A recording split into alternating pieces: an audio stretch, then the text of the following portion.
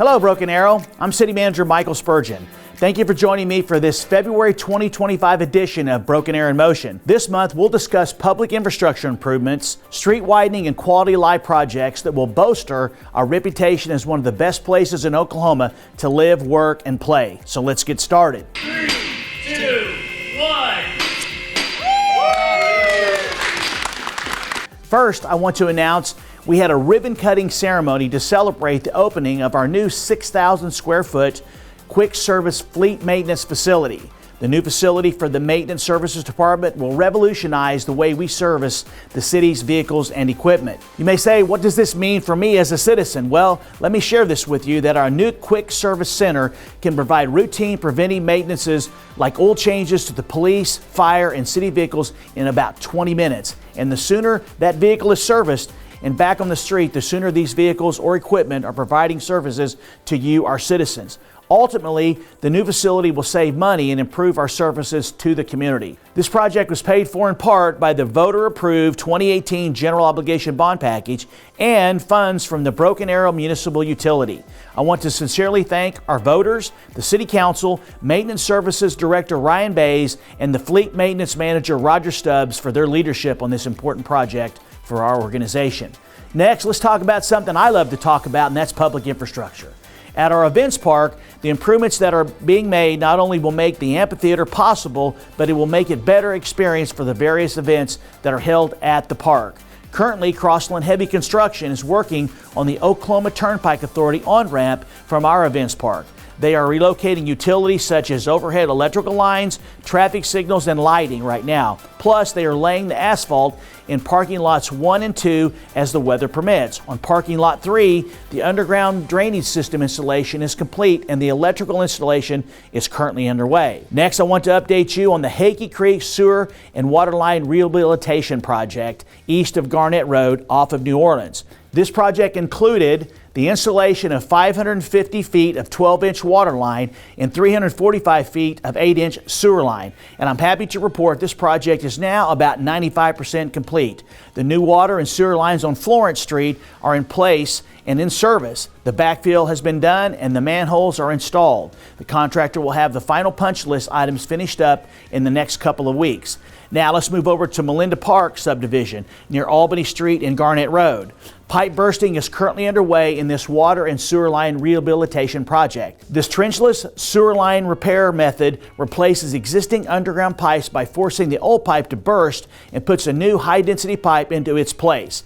This process minimizes the need for large trenches and reduces damage to landscaping and infrastructure around the area that we're working on. The engineering and construction department tells me that the project is 90% complete on the water line and 50% complete on the sewer line. We expect this project to be wrapped up sometime later this spring. Next, you may have noticed something really big that's happening at the corner of New Orleans Street and Lynn Lane.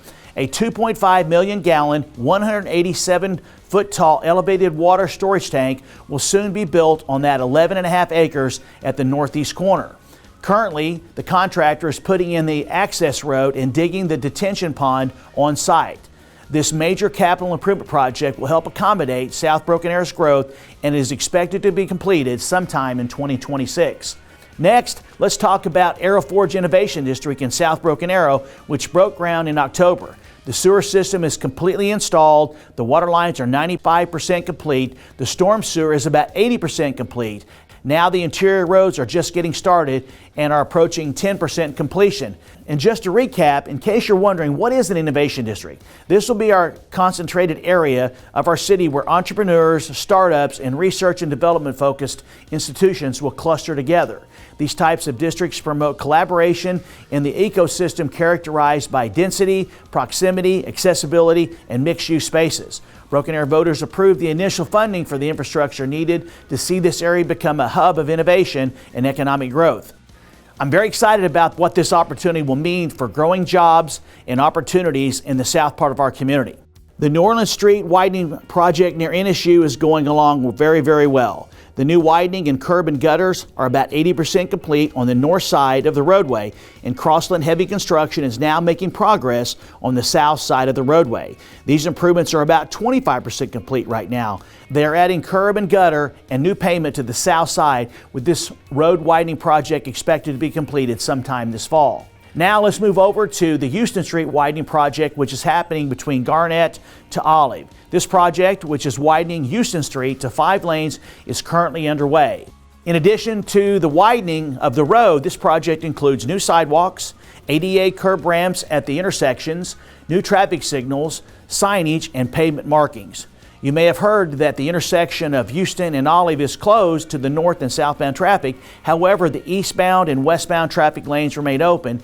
As a reminder, folks, there are no left turns from Houston onto Olive. We understand this is not convenient for some right now. We apologize, but we want you to know that restricting the left turns allows a free flow of travel from the eastbound drivers and makes it safer for the construction teams that are working in the area. The south side drainage improvements are already 75% completed, and the grade work is in progress. Work on the intersection itself has just begun. We will keep you updated on this busy intersection as the work continues. Over in the northeast part of our community, the 37th Street widening project between Albany and Kenosha Streets includes widening the road to 3 lanes with curb and gutter and drainage systems and an ADA compliant sidewalk. I'm happy to report this project is wrapping up with the ditch forming and cleanup, which are about 95% complete right now. The road striping will be done as soon as the weather cooperates. Let's talk about a new project to Broken Arrow in Motion updates, and that is the Highland Park Rugby Field.